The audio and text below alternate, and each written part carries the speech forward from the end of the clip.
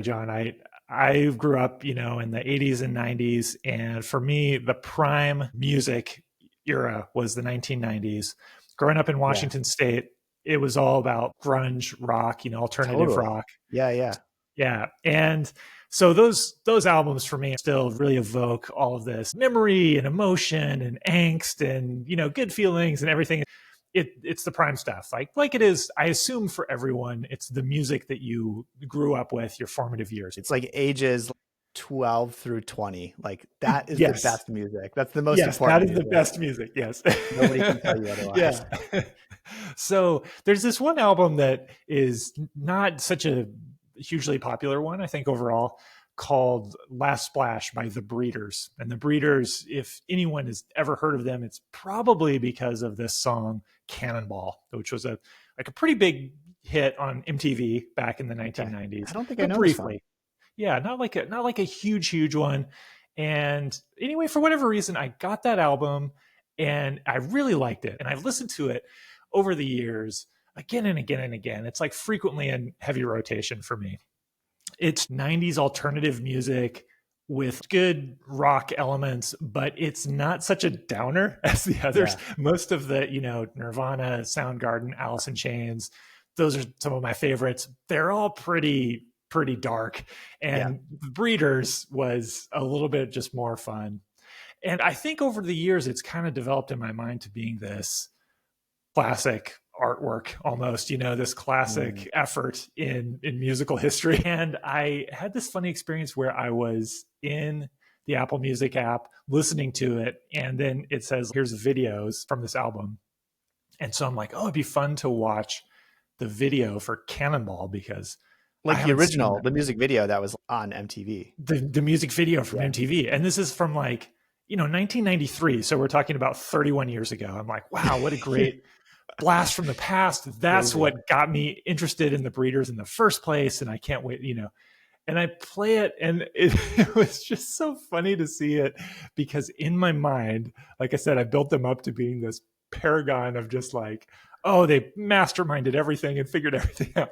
And they were just so clearly just screwing around in the video and just looked like they just sort of showed up. It's poorly lit. It's just kind of half-assed production. It cuts between them just playing music in what looks like a nightclub or like a backstage somewhere, and then a cannonball rolling down the street, which you assume is a cannonball. What might be like a styrofoam ball painted black, just rolling down like a sidewalk. And I thought, I wonder how many things in my life I have ascribed this special importance to, Yeah. this, oh man, this is a work of genius.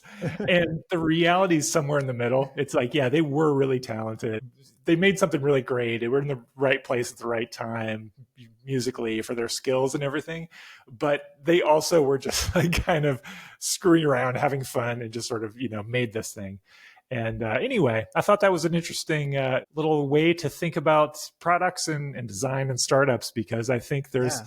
often we talk about the elements of genius, the planning and practical things you can do. And I think there's also an element of just being in the right place at the right time, having fun. Totally. Yeah. Well, and the technology of the recording of it, the production of it also changes so much. Yeah. And I wonder, like in the 90s, if people felt the same way about stuff from the 60s, right? So like 30 years before that, because Right. on top of what you're describing, which I think is like the people themselves and what they were doing, and maybe they weren't as, intentional or put together as you imagined. There's also the fact that it just kind of looks like Yeah. an old video, because Yeah. it Right. is, and like versus if they made it now, like it would at least probably look pretty polished. It'd have like some cool graphics and like that sort of thing. Yeah, that's true too. And it is something that I really like about those music videos from the 80s and 90s, because musicians, and like especially, the most popular musicians, they're often the paragons of idolism, popularity, the In that people who, moment. especially when you're in those formative years, the people you're looking up to. And now you see those folks in photos or videos or whatever, and everything just looks so glossy and perfect. And it's Right. like, Yeah. well, yeah, these are superhuman entities. Like I have nothing in common with, like whoever it might be. And you look at the stuff from the 80s and 90s, and you're like, oh yeah, but that's actually literally a human being, just, Right. this grainy video, like that kind of shabby outfit that somebody told them to put on at the last second. Yeah. Yeah. Well, I wonder what people will say about this video in 30 years. Or even now. Or even now. All right. Should we do a podcast? Let's do a podcast.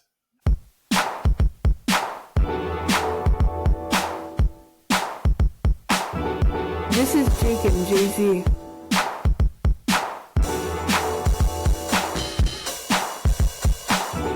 This is Jake and Jay-Z. All right. Welcome to Jake and Jay-Z, the weekly podcast about startups, design, technology, marketing, and basically whatever else we're thinking about. That's Jake.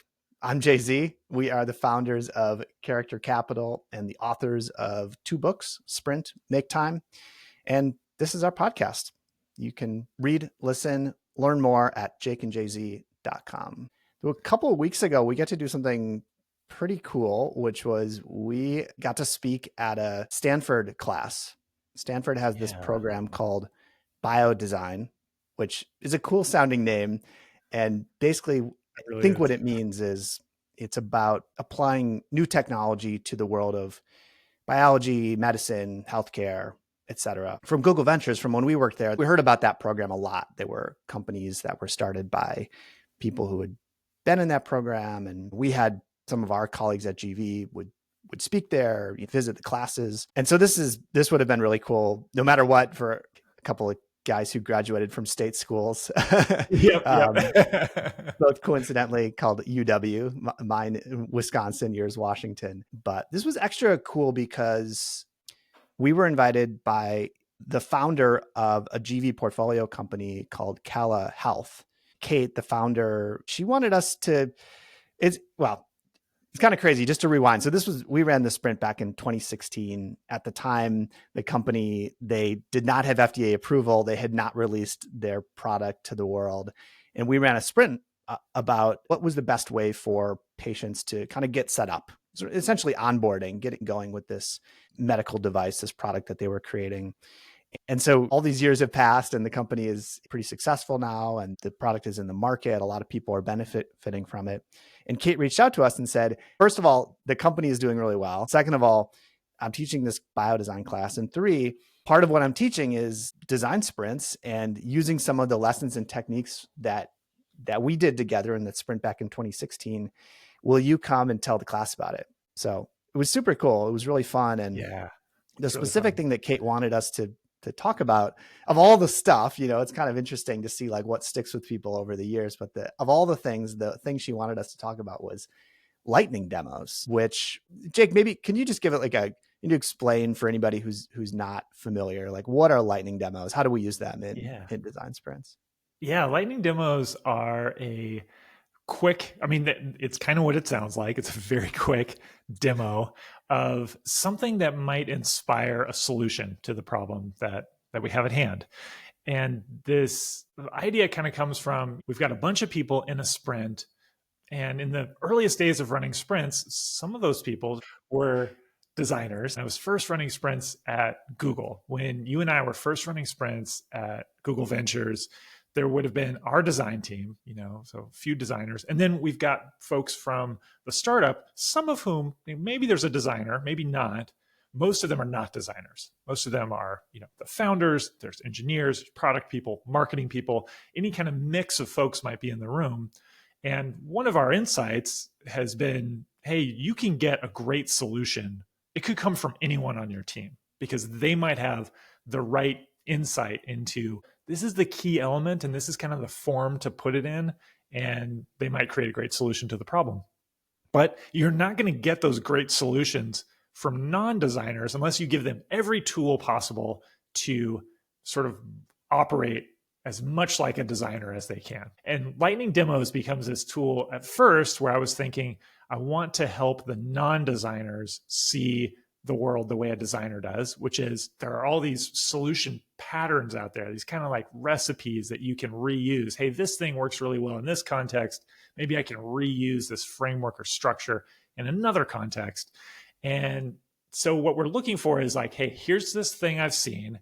It's really cool. It's this website. It's this marketing page. It's this app. It's this software. It's this experience.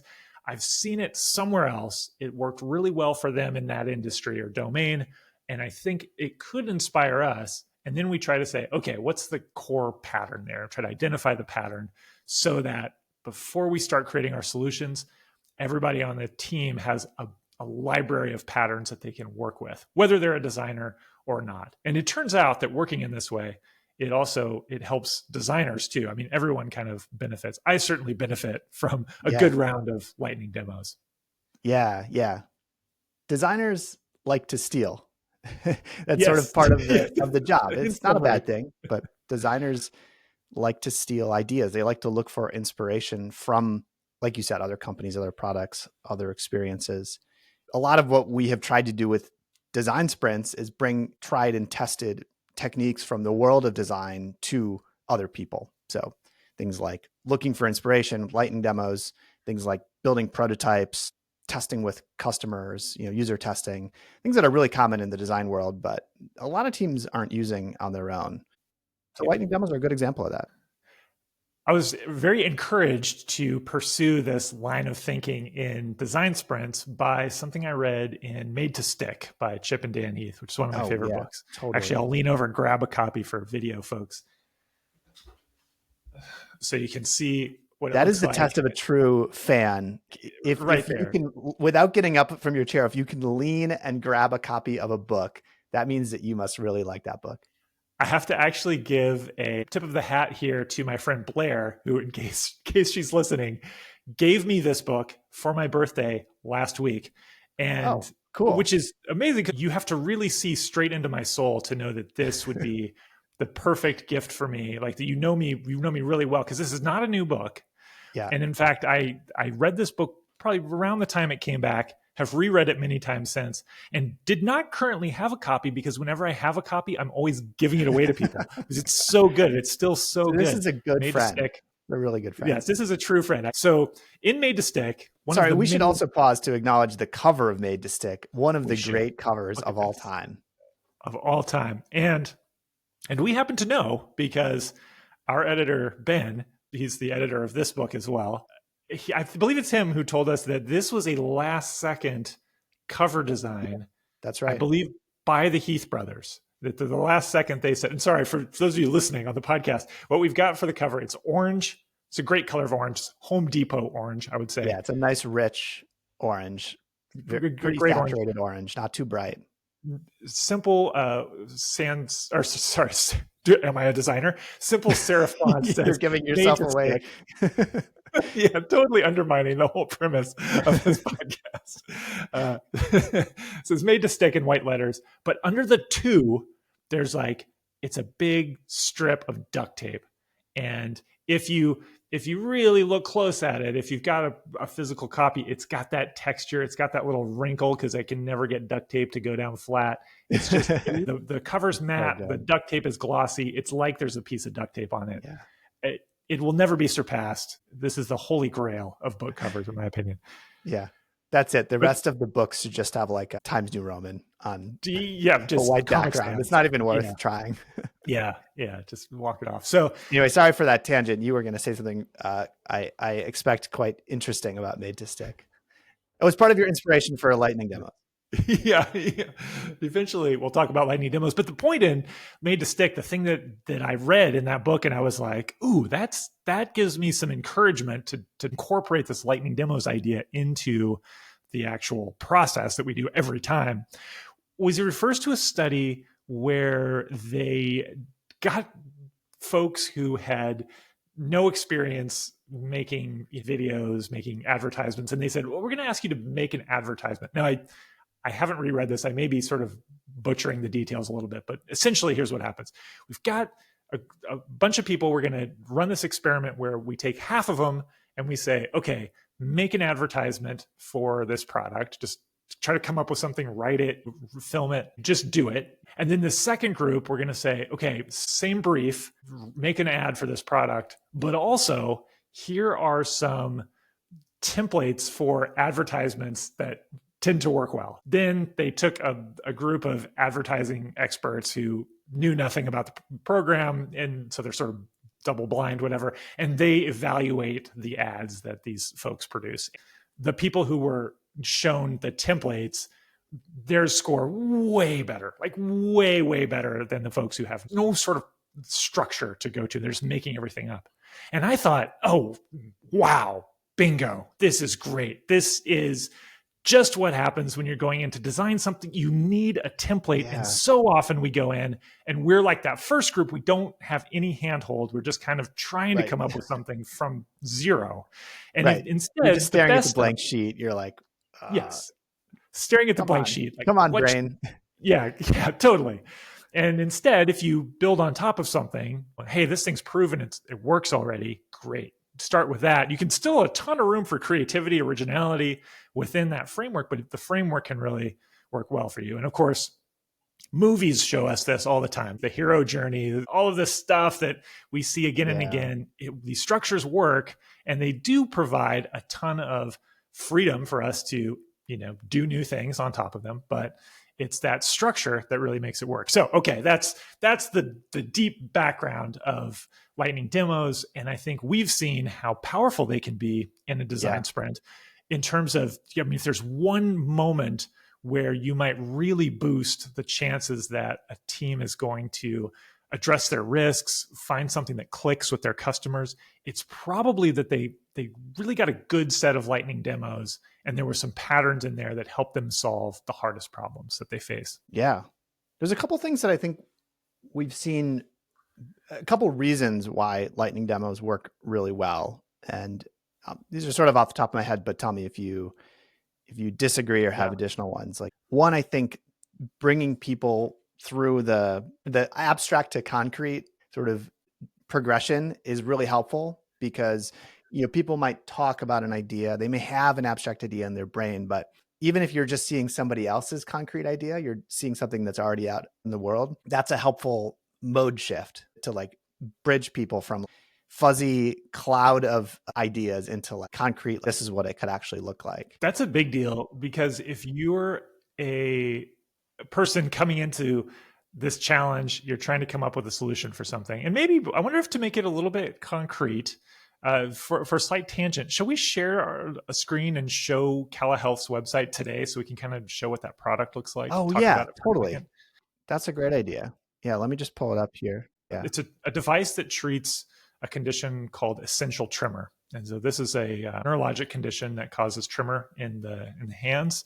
And the device, I'm probably oversimplifying here, but will deliver electric impulses. So this is a device kind of like it's a bracelet, and it delivers electric impulses that stimulate the nervous system, and they can help to sort of offset or control to some degree the tremors in the hand. This is a condition that previously the treatments for it, the therapy was medication. So you're taking like a systemic nervous system suppressant, which, to put it in sort of plain terms, would make you really sleepy, drowsy, drunk feeling maybe.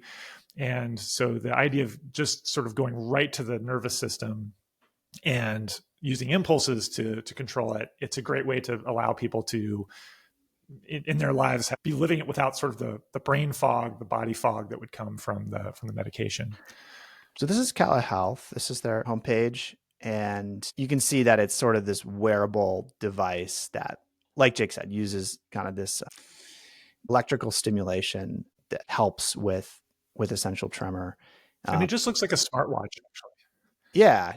It actually reminds me of one of the other things that we've seen work really well in lightning demos is to look for inspiration outside your industry. When we were working with Cala Health, it wasn't obvious that it would have this sort of smartwatch form factor. And this was 2016. So there were Fitbits, there were other wearable devices, but you have to realize that this is a very deeply medical team. Like they're not coming from the world of product design, the Cala Health team, they're coming from the world of medical research and developing new therapies. And so one of the things that was really helpful was to look at lightning demos, to look at examples from outside of the medical industry, look at wearable devices, things like Fitbit, that you can sort of see how they really shaped the ultimate form of the product.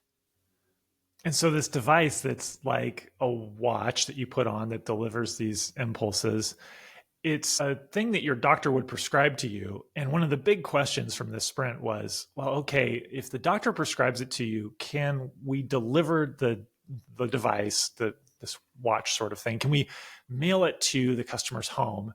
And then when they get it at home, will they be able to fit it? Will the patient be able to adjust it? Do all of the things that need to happen in order for, the settings need to be right, it needs to be tuned in.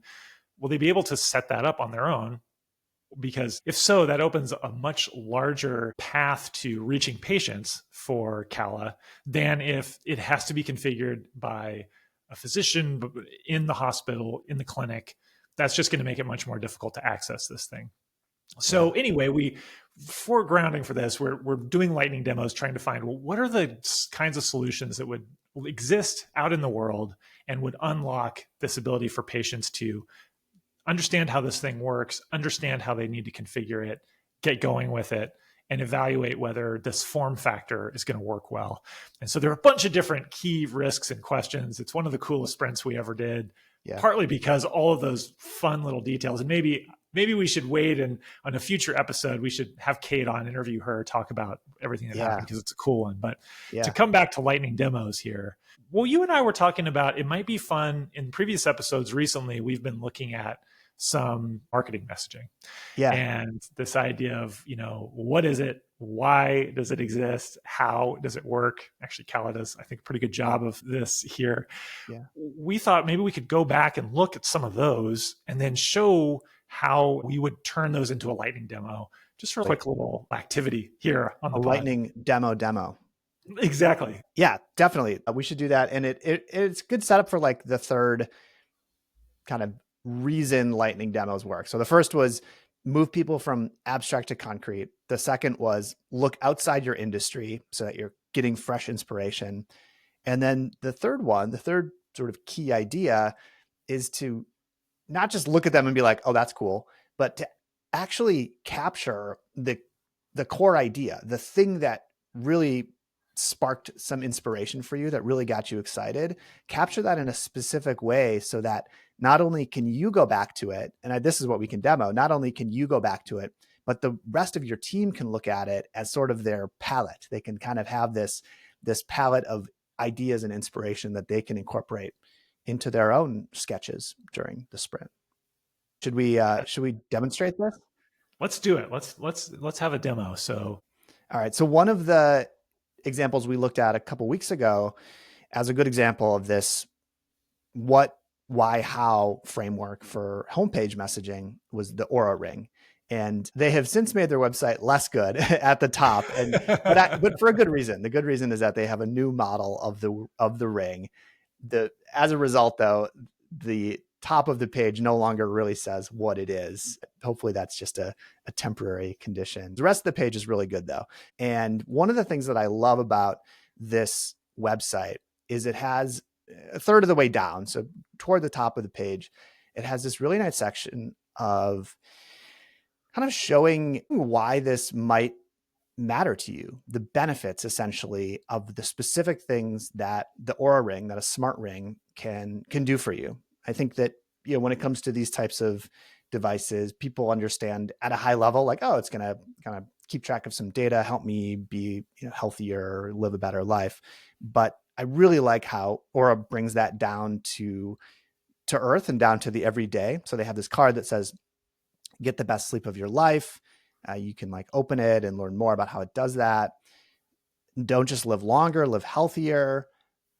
Bring your fitness goals into focus. Listen to what your heart is telling you.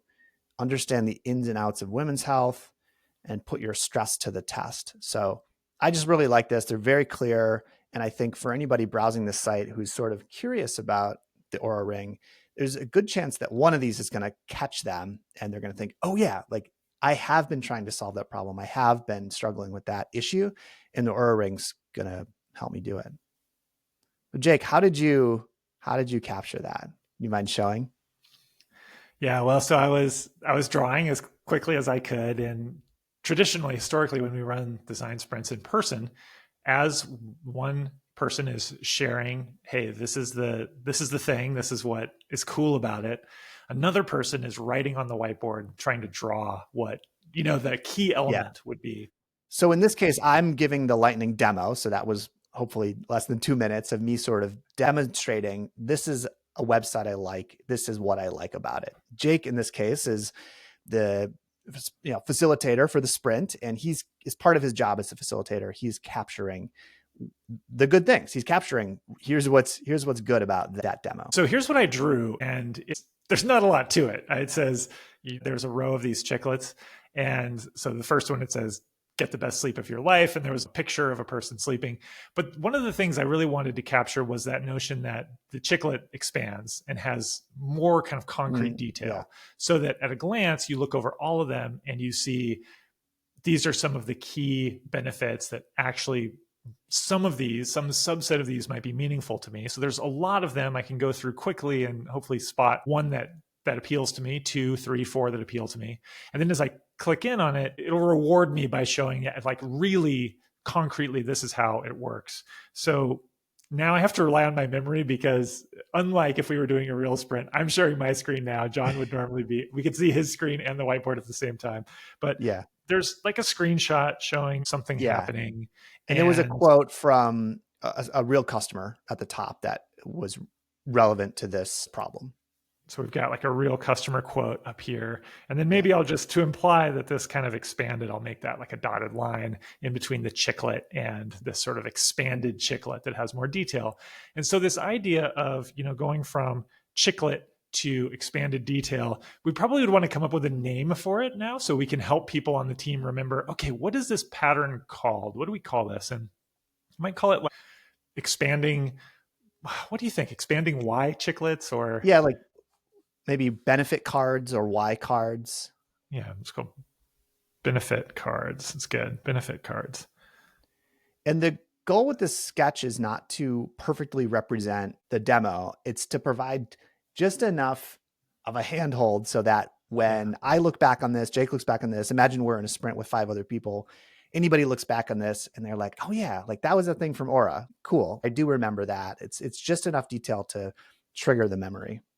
And that's a key too, that we would write, this was from Oura. And so this thing would be on the whiteboard, this little drawing, and then we might end up with a dozen of these little drawings. But for now, I'll erase this one. And why don't you show another one, and let's do this a couple more times. It's kind of fun. All right. So let's do another demo. I think the second site we looked at a couple of weeks ago when we were talking about the what, why, how was Fathom, which is one of our portfolio companies, a character. So full disclosure. Full disclosure. We have run a design sprint with the Fathom team. So we have a lot of knowledge and a lot of skin in the game here. So as we scroll down the page, the headline here is increase productivity with the #1 rated AI note taker. This is a really strong headline because it gives you the what and the why. It tells you that it's an AI note taker and that it's going to help you increase productivity. Below that, there's a subhead that says Fathom records, transcribes, highlights, summarizes your meetings so you can focus on the conversation.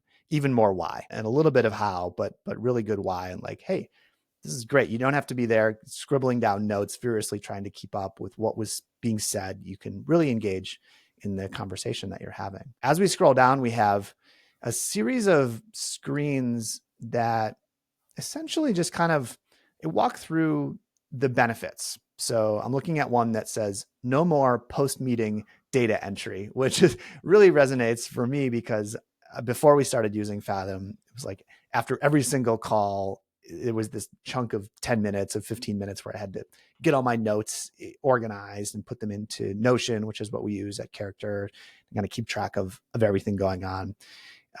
And then to the right, it has a really nicely done animation. So it's showing the the summary from Fathom and then clicking copy, and then it's opening HubSpot and it's sort of showing this data automatically syncing into HubSpot as an example of how you can avoid post-meeting data entry. So this combination of clear headline describing a benefit and then very clear animation showing how it works, I find super effective. So let's take a look at how I started to capture that and the key elements that John talked about that are the most essential parts. Because on any screen that you look at, there's going to be a lot going on.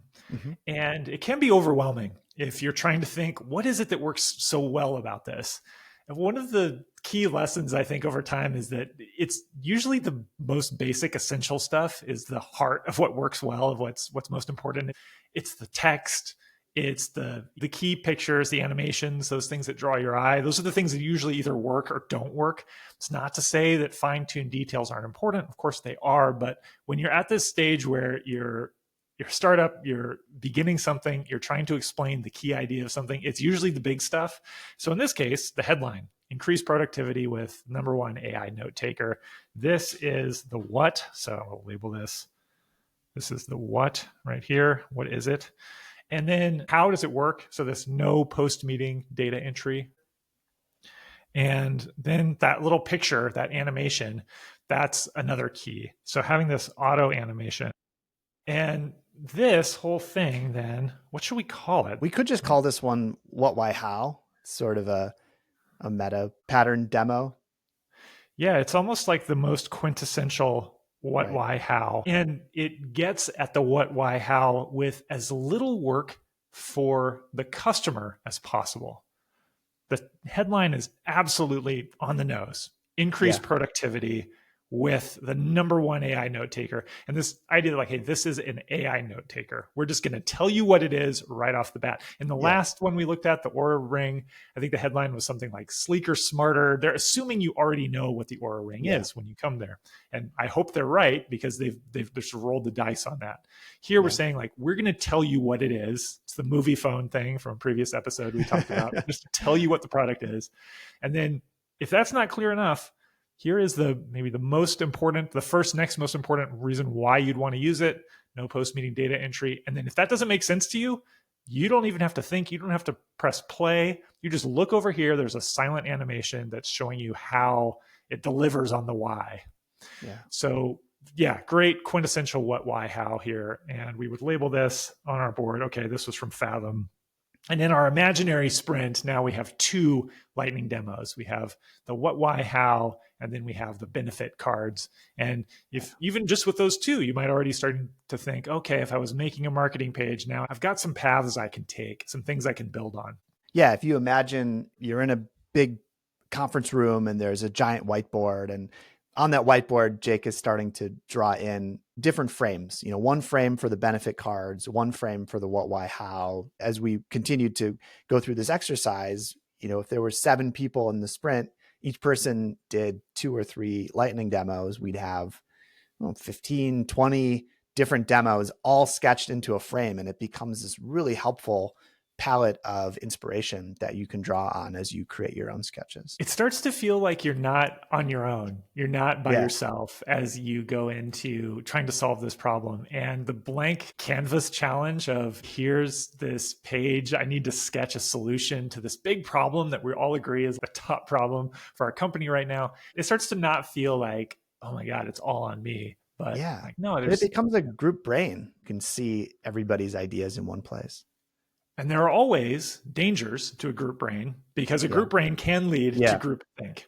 And so one of the reasons actually why we like lightning demos is that this kind of thing happens anyway. With lightning demos, you make it clear. So what I mean by that is a lot of times I've seen and even participated in this where a team is working on a problem and somebody, especially if it's the boss often, they see something. They've downloaded a new app or it's the shiny object. It's the kid is using whatever the new and shiny is. The new and shiny object. And they come to the team and they say, hey, look at this great way of doing X. And now there's this huge recency bias on that solution framework, on that pattern. Everybody's saying, oh, this is the thing we got to do. All the solutions start to look like that thing. And if that's the right pattern, well, great. But what happens with lightning demos is you say, okay, there's that pattern. There's the one that you just thought of or just noticed. But then hopefully here are a bunch of others to choose from. So we're actually making a conscious choice. And because when we start to work on the solutions, every person's working on their own independently, you hopefully will get a little bit more divergence away from like the group think. So you have the group brain, like, hey, here's patterns we can all see. It's not the designer has 20 patterns and everybody else has 2. Everybody's got 22, but now each person makes their own choice. Well, shall we do one more? Super good point. Yeah, let's do one more. So if we look back to that episode a couple of weeks ago, the third example we used was one that you're quite fond of, and maybe you can do a quick demo of this website and then also sketch it. Sorry, I know it's a lot of work for you early in the morning, but yeah, we'll see if I can make it through all of this. So the next one is Playdate. Playdate. This is a product that I love. It's a handheld video game system reminiscent of the Game Boy, which I bought when the Game Boy first came out, and I think it was 1989. I remember saving up money and buying it at the mall, and it came in this package. If you want to look it up online later for fun listeners, it's got like a grid on it and like what looks like robotic hands holding the game. I mean, it's just so how the future appeared from 1989. It was amazing. Nintendo in your hand. And the Playdate has recaptured for me some of that magic. So certainly a nostalgia play here, but they've really had fun with this device. And it's got a crank on the side. It's very small. It's black and white grayscale screen.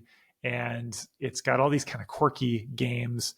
And when you buy it, you get a season of games. So you get like once a week, a new game just sort of downloads and appears on your Playdate. Pretty fun. Yeah.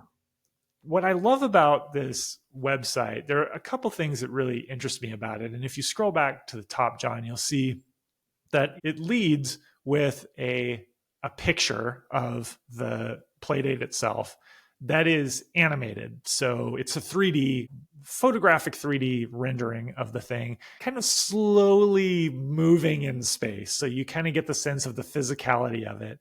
Yeah. And I'm maybe not going to dwell on too much for my design pattern, but I'll sketch it in at any rate.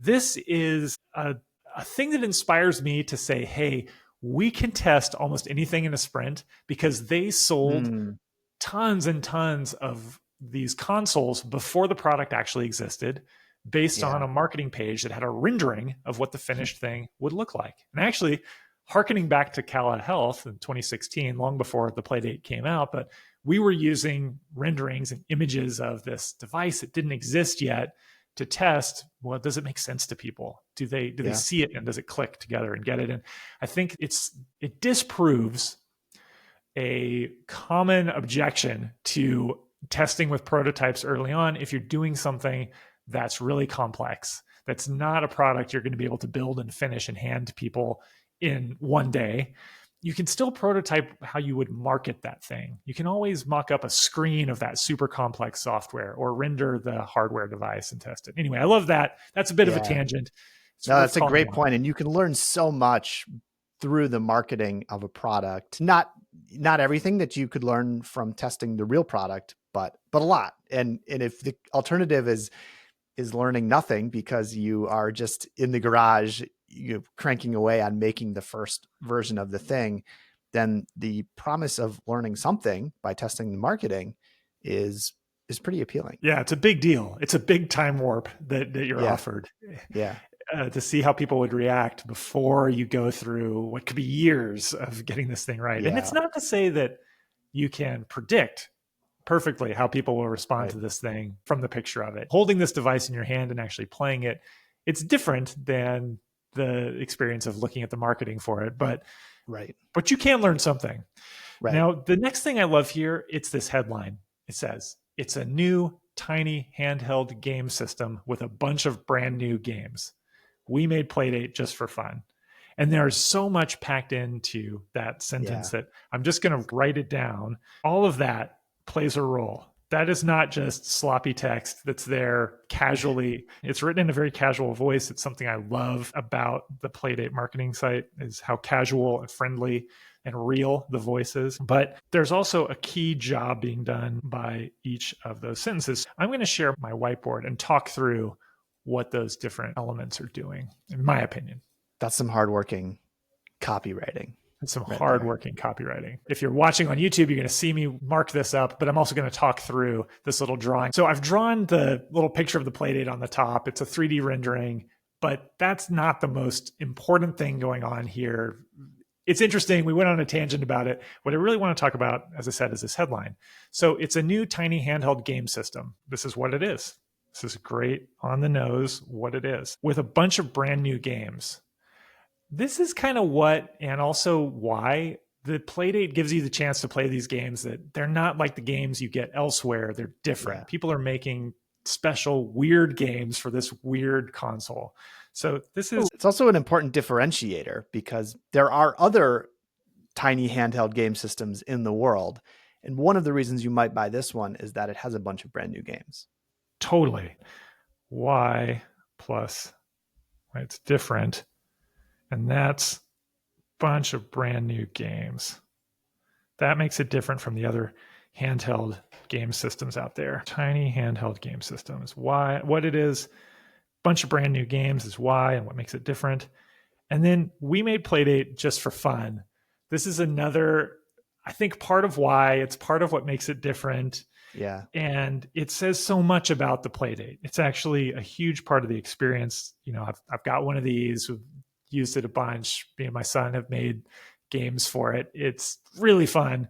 And it's this notion that, like, yeah, it's just for fun. They're not trying to make the best video game system in the world. They're not trying to scale it to sell like millions of copies. They're not trying to compete in the same world as those other game systems. And that tells you actually a whole lot about what it is. So this very casual sentence explains to me immediately what's going on here. And between the picture of the thing and this 2-sentence headline, oh, I get it. And from the first instant I saw this thing, I was like, oh, I get what this is.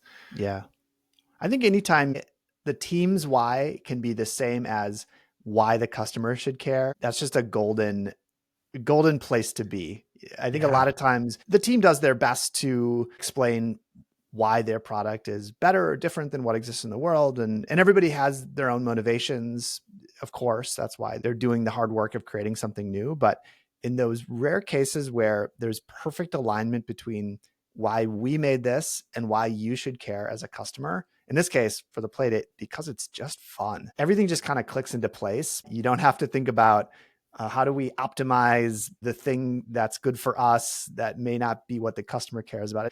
You can just act wholeheartedly and it all works. Yeah, it's really cool. And they kind of zag a little bit here. Well, in a lot of ways, this product and this marketing page zags when others zig. I think one of the big zags here is a long headline, a 2-sentence headline at the beginning. We saw the Oura ring and they were trying to cram everything into like 3 words. And here, of course, the Oura ring is a much bigger business than the Playdate. So let's not throw them too far under the bus. But I do love this 2-sentence thing that explains to you, what would you say if we were labeling this lightning demo pattern? I'm tempted to call it the hardworking headline. Oh, I love it. I love it. You know, one of the things that we have done over the years in running, I don't know, hundreds of sprints, and we've done thousands of lightning demos, is to try to come up with memorable names for the patterns. It helps people sort of get at the essence and understand what the essence is. The hardworking headline. Of course, you don't want to go too far with it. You don't want to obscure, stop being clear about what's going on. And then we would label below, this came from Playdate. I need to draw a line over where my fingers have smudged out on that. So the hardworking headline, Playdate. So there we go. There's our third pattern pulled out of a marketing page for today. So to recap, we have the hardworking headline, this combination of what and why. It's a longer headline, but really well written to address what the customer needs to know right away. Previously on Fathom, we saw this classic what, why, how with very clear descriptors, very clear images, just on the nose, right down the middle. Great way to do the classic what, why, how with the least effort possible on the customer.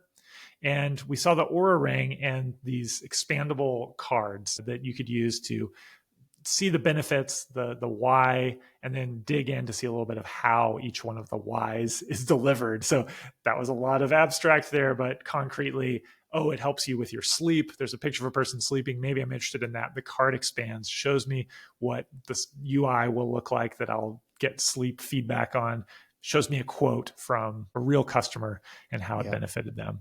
So good stuff. And that would feel to me like if we were about to start sprinting on a marketing page today, I'd feel a lot more ready to go. Exactly. Yeah.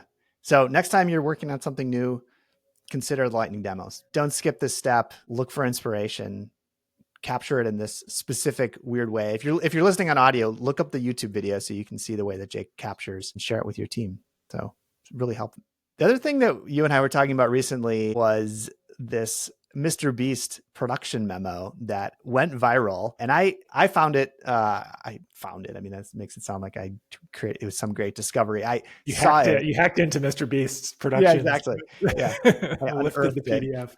I saw it on Hacker News and instantly I was like, okay, I have to read this. Like, I don't watch Mr. Beast, but of course I'm quite interested in YouTube, having worked there and helped design the YouTube channel's platform. So I'm always interested in the sorts of content, videos that people are making for YouTube. And Mr. Beast is the most successful YouTuber, I guess, YouTube creator.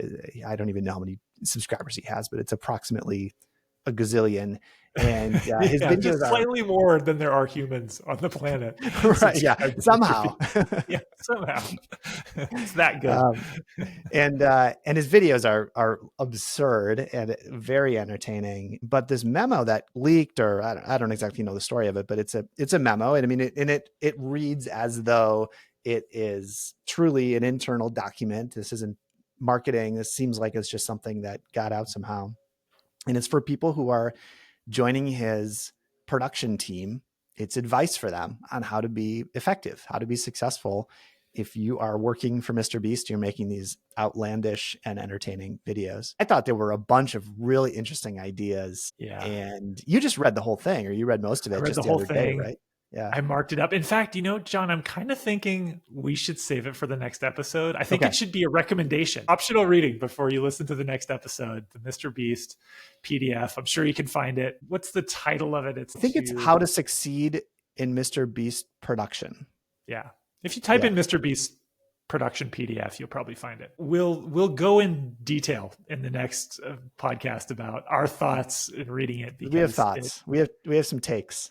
We have some takes. And there is actually a connection to lightning demos, which we can elucidate in due course. That's a really good idea. I have a recommendation, which is a podcast episode. Seth Godin is one of my favorite authors. I just find everything about him kind of amazing. I think his ideas are really helpful. I think the clarity with which he communicates them is really helpful. And I think his consistency and longevity is remarkable. The guy's been writing a daily blog for like 15 years or something like that. Wow. I mean, you had me at daily blog being impressive. I think if someone could write a daily blog for like a month. Right.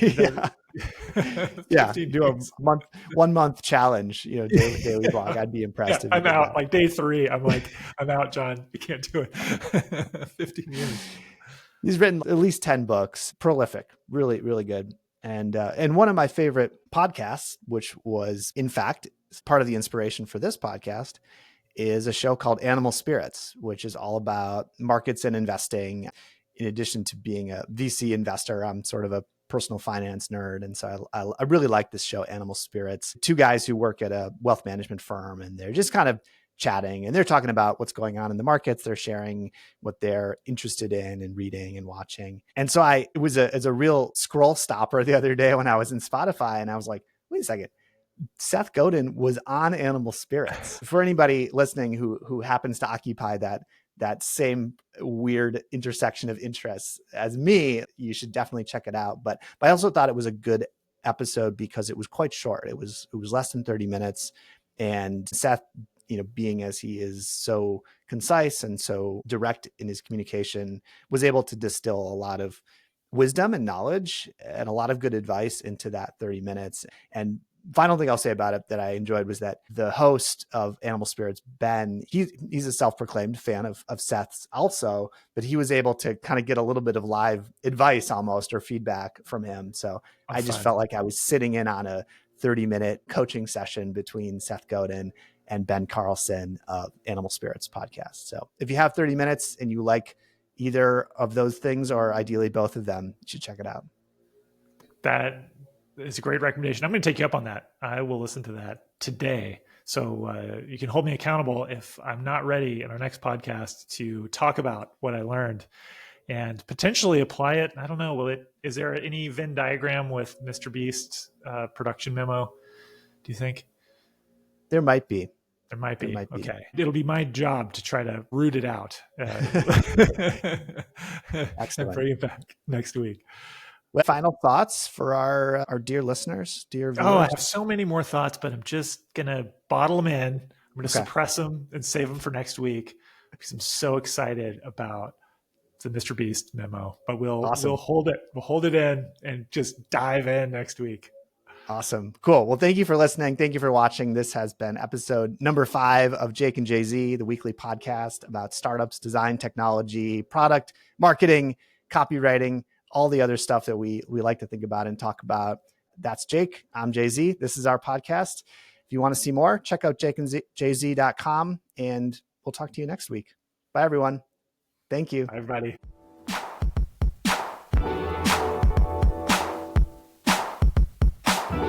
This is Jake and Jay-Z.